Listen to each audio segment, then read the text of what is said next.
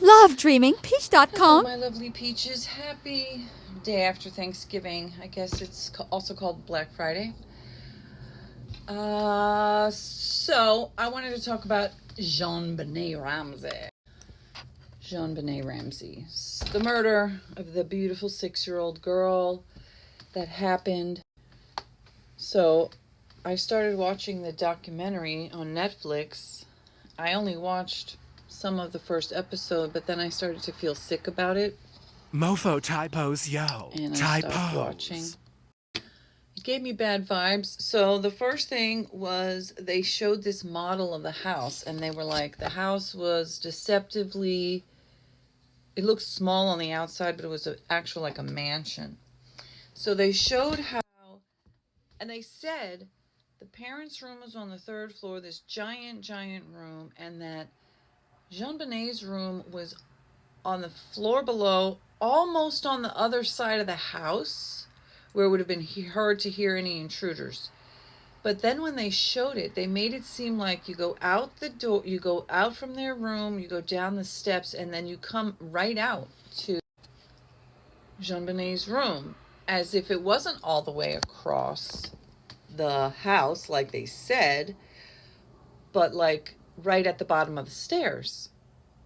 But looking at this floor plan, you can see that this is the section of the house where the parents' room was. So apparently the house was 7,240 square feet, which is huge, okay? So that bothered me almost immediately about the well, it's not a documentary, whatever. It's a three-part Netflix show. And so it is, so she's a 6 years old baby. Okay. And so her parents' room is here, but upstairs, and then you have to go all the way across. So that bothered me. Okay. Then they have Burke's room.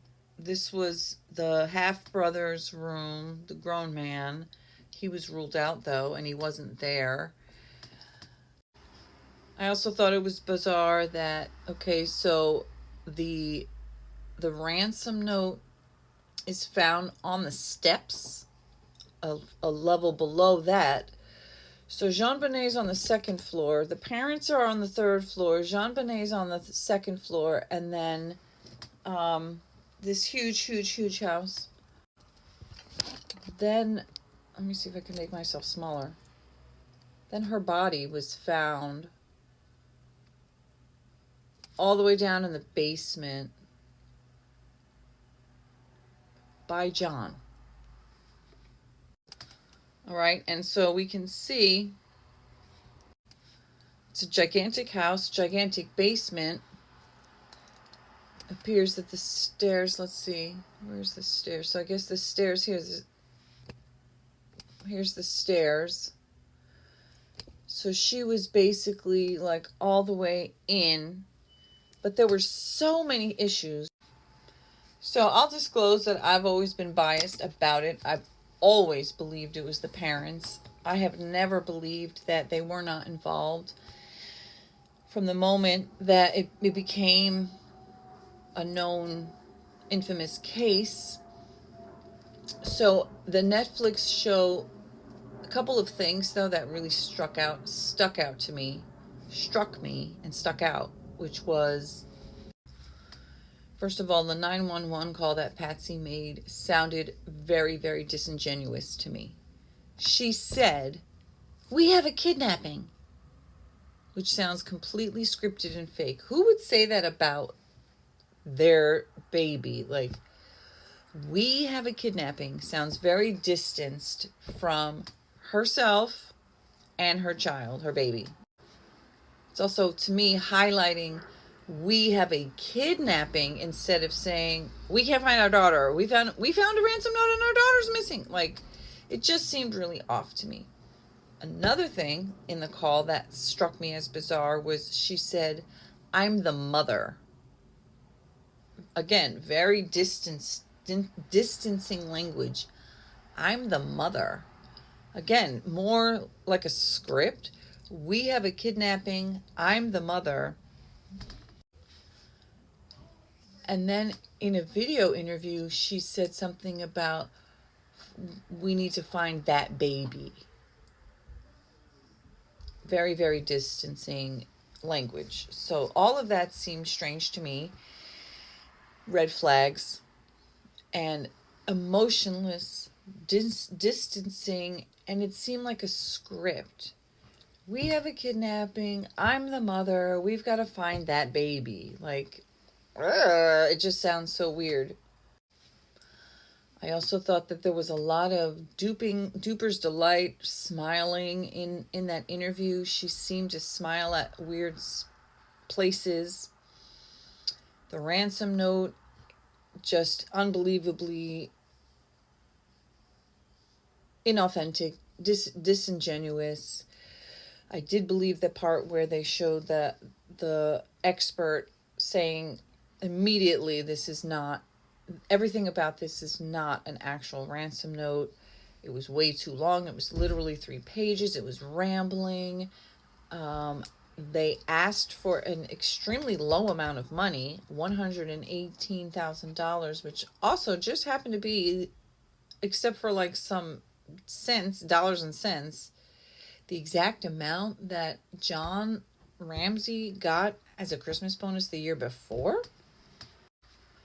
And I just want to be clear, this is not a professional opinion. This is not based on any real evidence or research. This is my own vibes, my thoughts. Patsy's dead. She's been dead for a while now.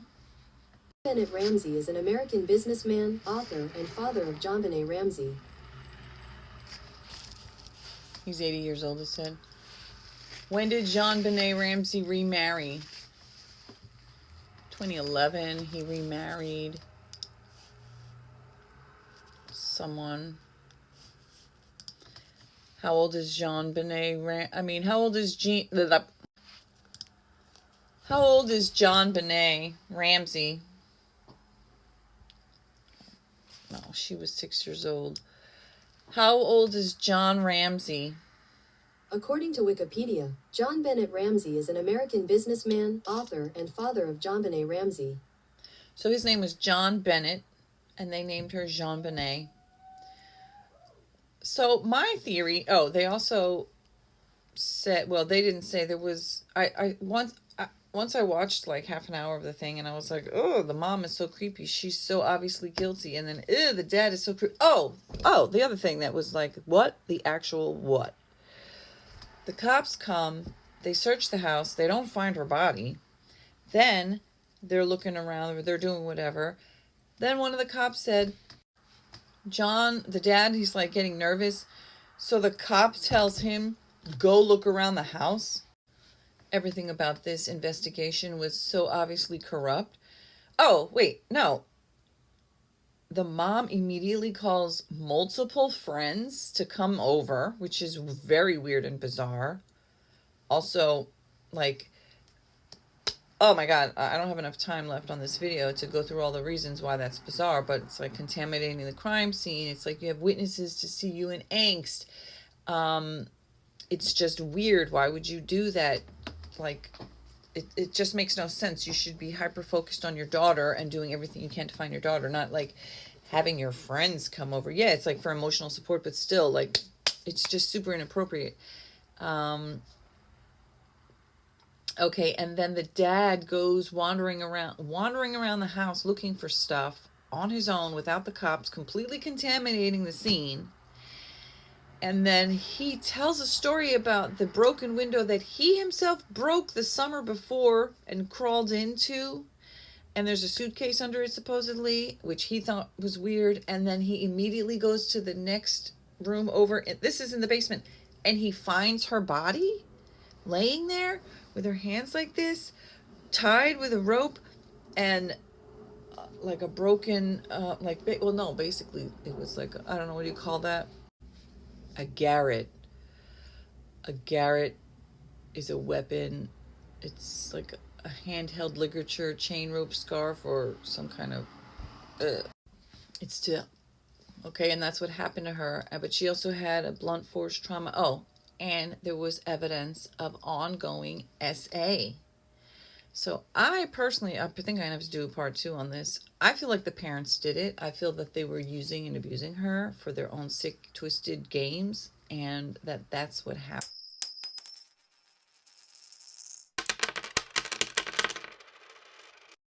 Cat Love Dreaming. Peaches Part 2. Peach.com. My opinion, strictly my opinion, of JonBenét Ramsey's untimely and infamous murder. Mofo typos, yo. Typos. What year was JonBenét Ramsey murdered? According to Wikipedia, JonBenét Patricia Ramsey was an American child beauty queen who was killed at age 6 in her family's home at 755 15th Street in Boulder, Colorado, on the night of December 25, 1996. So there were lots of theories, and it's never been solved. Patsy, when did Patsy Ramsey die? According to Wikipedia, Patricia Ann Ramsey was an American beauty pageant winner who was the mother of JonBenét Ramsey, a 6-year-old child beauty pageant queen who was found murdered in her family's home in Boulder, Colorado, on December 26, 1996.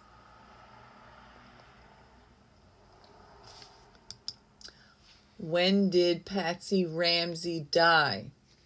According to Wikipedia, Patricia Ann Ramsey was an American beauty pageant winner who was... So Patsy Ramsey died on June 24th of 2006 at 49 years old from ovarian cancer. So, and it says that she didn't live to see a 2008 apology from Boulder County District Attorney clearing her and her husband of suspicion in their daughter's death, which I find false. Again, this is just my speculation, my opinion, based on a little bit of research that I've done. There was evidence in the autopsy that JonBenét had been SA'd and that it had happened ongoingly, was what the evidence showed. Other things about this story that was so bizarre to me was how John, like I was saying at the end of part 2, so John was asked by the cops to go look around the house again for anything weird. And in this enormous, enormous house, I can show it again. Oh yeah, there was the snow.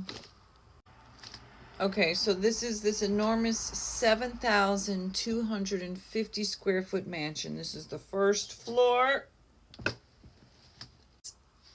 The second floor where JonBenét's room was, and the brother's room here. John's older son from a previous marriage also had a room here, but he was cleared and he wasn't there. Patsy and John had this gigantic mansion that was literally half the size of this enormous floor, all of the fucking selves, and which is fine. They were goddamn rich, but I personally find it weird to have your little baby on another floor than you, but whatever. A lot of rich motherfuckers do that, I guess. So the third floor is where the parents were. So the intruder supposedly came in through the basement, through this open window, who John himself said he broke it and it was open. And then he closed it, which makes no sense to me. So this guy supposedly comes in from here, goes upstairs, past the first floor, to the second floor, where he snatches the girl, goes down the steps, back down the first floor step, down to the basement, where he's apparently SAing her, hits her in the head with a bat, strangles her to death with this maid Garrett with a broken paintbrush handle and some kind of rope. And then he leaves her body down here. Then he goes back to the first floor, where he then takes a pad of Patsy's and writes a 3-page letter. A 3-page motherfucking soliloquy letter. Also saying, you don't do this by this time, she dies. You don't do this by this time, she dies. You don't do this by this time, she dies. She was already dead.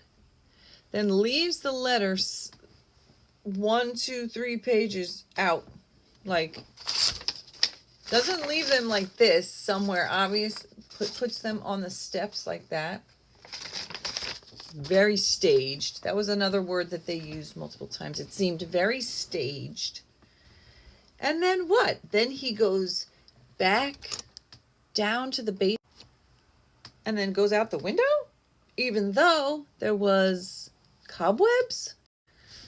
So they said there was a light layer of snow that was with no footprints. And these are the fucking cobwebs outside of the window that John himself said that he had broken the summer before, which is why it was broken. And that this suitcase was apparently belonged to the older son from the previous marriage.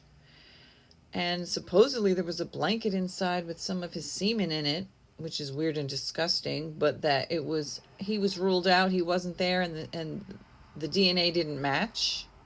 All is still very bizarre. And that the suitcase was apparently put here to aid the intruder getting in, getting out. But how did they get, so they came in and just jumped down? Because this is kind of high up, I guess. But then there's nothing disturbed here outside the window to show evidence of that. There's cobwebs still, even though somebody apparently did all that shuffling and moving around. Unlikely. It just seems bizarre. Like, and anyway, there was no evidence that this ever actually led to an intruder.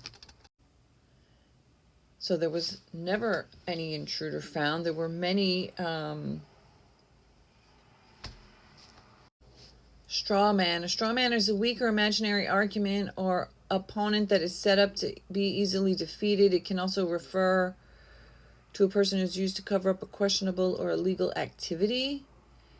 So my theory was always, again, this is just my opinion, things that I thought at the time that had happened and throughout the years, was that the parents fetishized, sexualized, and abused this little girl. And that she was basically some kind of plaything for them. And the mom used her in the way that she did, and the dad used her in the way that he did. And that I do believe there's a possibility that they sold her to someone to do something, or that they themselves did something and then it resulted in that. And then they covered it up and they wrote a note. They came up with a theory and a story.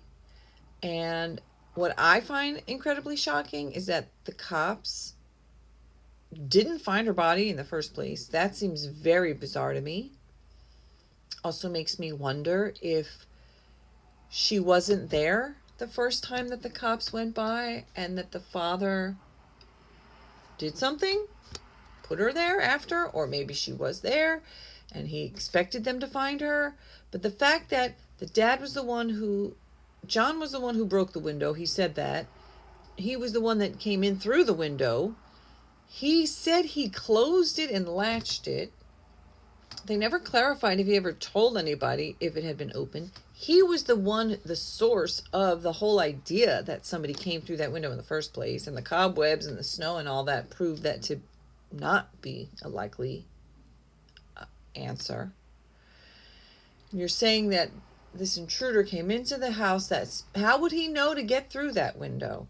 Then he knew exactly where to go in this giant house, 7,000 square feet plus.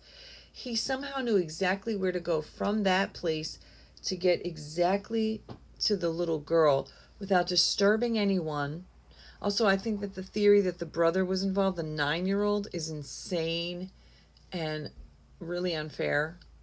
How could a little boy do that? Why would a little boy do that? I'm going to make a part 3 because I still have some other things I want to.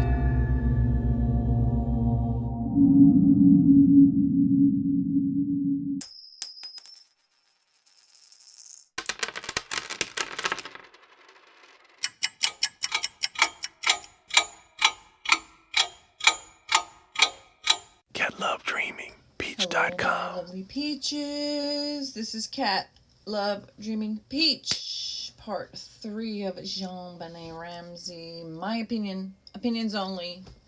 Not expert advice, not expert opinions, just my little thoughts. Mofo typos. Part 1 Typos, was like yo. community guidelines violated. I was like, what the F, while I was doing part 2. But now I look and it seems to be back, so that's good.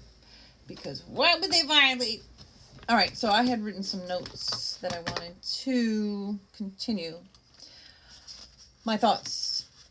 I personally do believe that the parents were the ones, and that the evidence of essay on JonBenét it showed that it was something that happened very recently, around when she was murdered.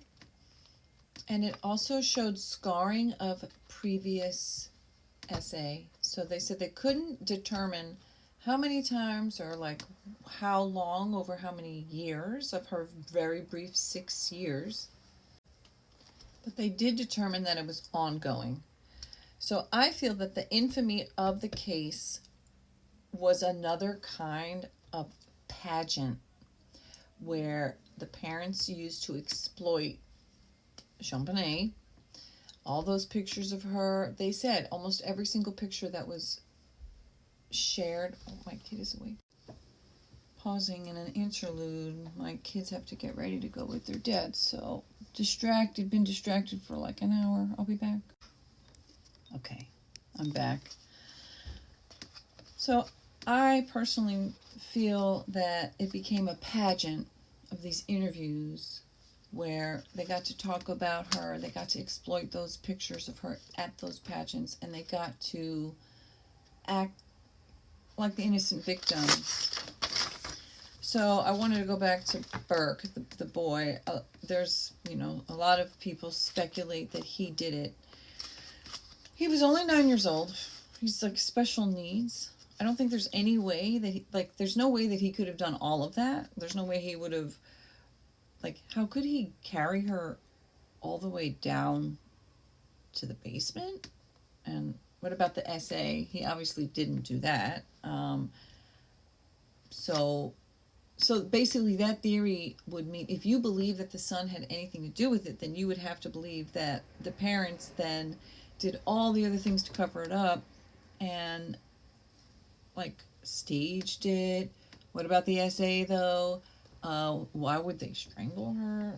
It just doesn't make any sense. It's just so far flung that it's absurd. To me, it's absurd that you would even think that.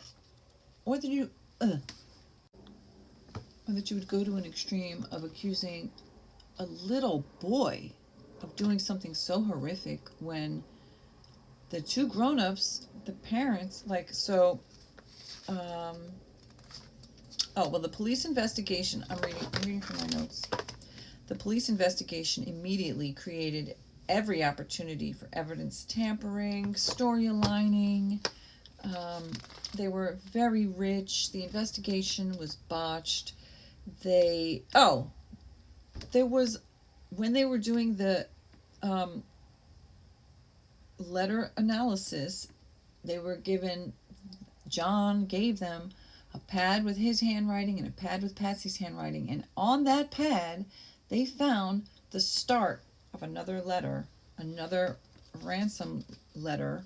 So it proved that the ransom note was written from Patsy's own personal pad, and that there was an attempt. It said Mr. and Mrs. and then one line as if it was about to make an R, and then So that is incredibly damning. So you're saying that the person broke into their house through a window, even though there was no fingerprints, there was no movement of the cobwebs, nor of the snow. Supposedly there was a footprint that wasn't identified, but John had gone in there. Another break, jumping back in. So I just find it deplorably bizarre that the father was allowed to roam freely around the house looking for stuff, and that he's the one that broke the window. He's the one that said it was open, but he's the one that also said he closed it. And then he's the one that found her. And it's just so strange to me. It's like, as we saw, should I bring it up again? The house is enormous. This house is huge. So of all the rooms on the first, all the rooms in the second floor. Also, I wanted to just point out, look at how tiny the kids' rooms are. She has this little tiny room. What is that? A little tiny room. I think this might have been his daughter. His daughter from another marriage. Although she died in a car accident. And this little tiny room was for the grown son, which is even smaller than JonBenét. And then Burke had a bigger room. Still small, like the JonBenét. Then look, boom! Look at how huge their room is. It's literally the size of Burke's room, the other son's room, the daughter's room, and JonBenét. All of them, they have that much of a bedroom. Okay. Oh, and then there's a bathroom up there. So shit, this is all just the room. Then they have their own private bath. Then they have another chill room, a whole bathroom, a closet that looks like it's bigger than the kids' bedrooms. Then you've got a garage on the first floor, living room. What's that say? Breakout room, dining room, the study, mud room. All these spaces, all these little rooms, all these doors, all these closets, all of it. Then we have the basement, the stairs where you come down. You've got the laundry room, you've got a storage room with closets, another storage room with closets, a hobby room. Then you've got, in here you've got whatever that says, another room, and then the wine cellar, and all those spaces, all these rooms, all these closets, all this storage, 7,250 square feet, and he somehow magically knows to go exactly through this maze, 4 stories, and the father knows exactly where she is. The cops searched and didn't find her. The cops searched and didn't see a broken window open, but he did. And then the thing that kills me the most is that he picked her up and carries her all the way up here, back up the stairs, and then somewhere up here. Now I'm even more disturbed because I'm looking up how did he carry her body up and where did he bring her. And apparently, here's a quote, Fleet, who was the guy who he had his friend go down, touched JonBenét's ankle. It was cold. He turned and raced up the steps for help. John knelt down over her and ripped the tape from her mouth, pulled off the blanket, and began to loosen the wrist binding.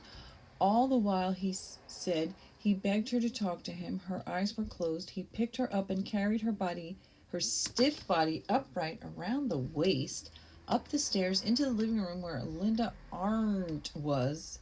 Later in the paragraph it states, John laid JonBenét on the floor next to the Christmas tree, uttering the words of comfort as Arndt checked for vital signs, but the detective could see the child was in full rigor mortis and her lips were blue.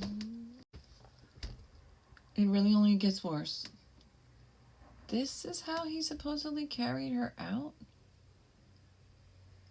I'm like, oh my god. I never did deep dives on this case. And just scratching the surface is terrifying.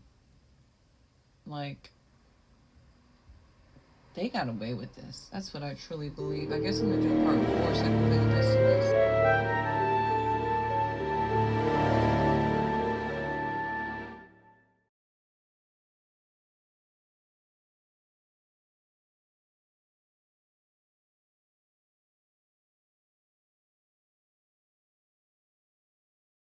catlovedreamingbeach.com. Peaches, part 4 of JonBenét Ramsey, my opinion only, and bizarre that the second video also showed community guidelines violation. Okay, you can see right here that it showed as I was doing part 3 that it was a violation, but now it's not a violation. However, you can see that it's like not getting any views. Mofo type pose. So Yo! I feel like it's basically shadow banned, but I'm already shadow banned. So I wanted to let the rest of this video play out because there was some more that I had recorded. So yikes. I truly feel that him and his wife were involved. Like I've already said, this is allegedly my opinion. It has not been proven. I also think that the way they handled the investigation let so much of the evidence get muddied or moved, or, you know, maybe because it was a gigantic mansion and they were like, wow, these people are rich, and they didn't want to push back on them. They wanted, you know, to bend. And then look According at this. to CNN, JonBenét had a rope embedded deep into her neck. At the end of the rope was a broken paintbrush that looked like it was from Patsy Ramsey's art set. There was also evidence the 6-year-old had been sexually assaulted. Oh, okay. So the pad was Patsy's pad. There was a started letter that was there. The paintbrush was Patsy's paintbrush. How would an intruder know how to specifically get all that stuff? Okay? And then it's just too bizarre. The amount of money was the exact amount of his Christmas bonus. And, you know, I feel like the dad thought that they were going to find her right away. And then the fact that they didn't find her, he was like, you know, he obviously knew exactly where she was because he went right to it. So how could he have gone right to it if, you know, that's what I showed in the other video. There's a 4-story mansion with tons of rooms, tons of hiding places, tons of closets, tons of storage spaces. All of those doors to go through, all of those closets, and she was tiny. She was a little 6-year-old, like practically a baby. And he knew in all of that maze exactly where to go get her. So he took his friend right to the room with the broken window, with the suitcase right under it, where he points it out. Oh, look at that. Look at the suitcase there that shouldn't be there. How weird is that? So you're telling me that the cops went down into the basement and they didn't notice a suitcase on the floor underneath an open broken window, and then one room over in a windowless room, a little girl who's dead under a blanket? They said that she had been SA'd, that her underthings had been... Then what happened, and then they put them back, pulled it back up, and covered her with a blanket, positioning her like this, which was very eerie because there was a picture of her like that. So this is how she was apparently found. Tied like this. Like this. With a blanket. So you're going to tell me it doesn't seem staged? Literally like a photograph of her like this.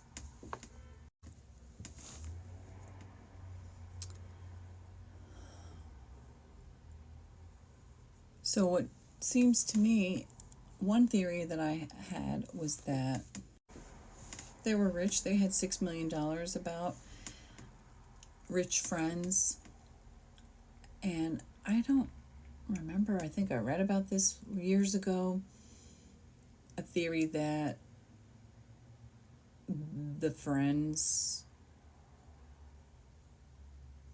were doing something, you know, it was like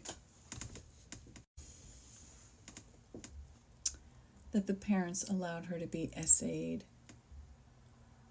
by friends, rich and powerful friends, for a variety of reasons. That's just one theory, which is the potential DNA that nobody could find. But then there was also the so-called that, like, there was DNA on the under things from the place where it was manufactured or packaged. The reason I said maybe it was a friend, because they had guests the night before. Wait, it says actually only the parents and the brother were home.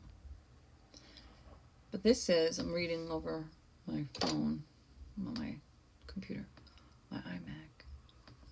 Grand jury voted to indict John Ramsey. In 1999, a grand jury voted to indict the parents of M'd 6-year-old beauty pageant winner JonBenét Ramsey on charges of child abuse, resulting in death, and of being accessories to a crime. The indictment alleges that between Christmas Day and December 26, 1996, John and Patsy Ramsey, quote, unlawfully, knowingly, recklessly, and feloniously permitted a child to be unreasonably placed in a situation which posed a threat of injury to the child's life or health, which resulted in her death.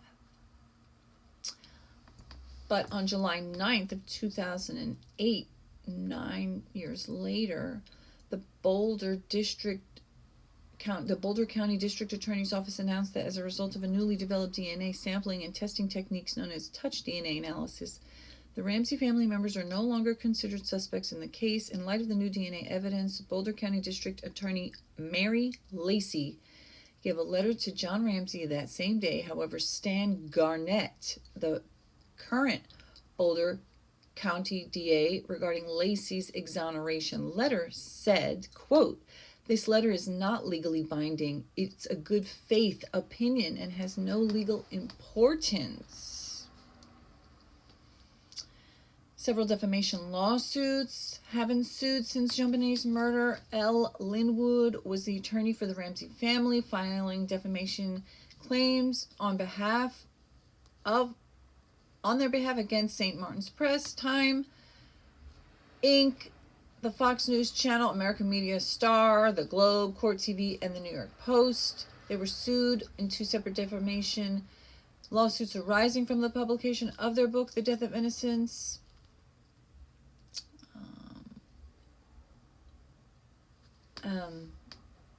And a judge, U.S. District Court Judge Julie Carnes, decision, quote, claims abundant evidence pointed to an intruder having committed the murder, which I don't believe is true. And then he did a political campaign for a seat in Michigan's House of Representatives for the 105th District. He received 24.3% of the Republican primary party, but he finished second place to Kevin Elsenheimer. So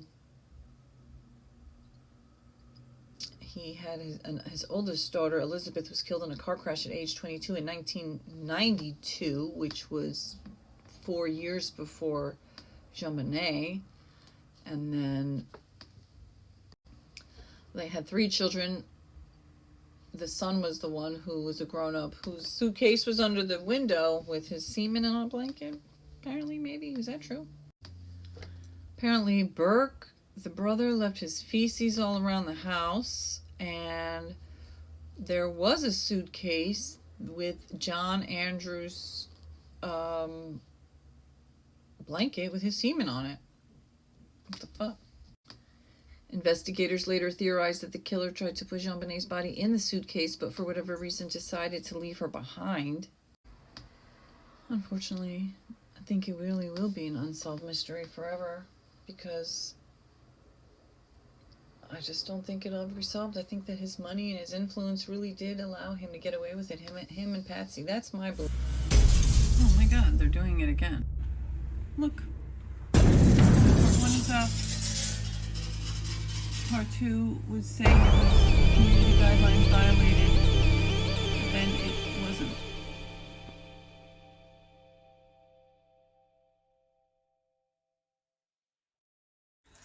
Okay, good.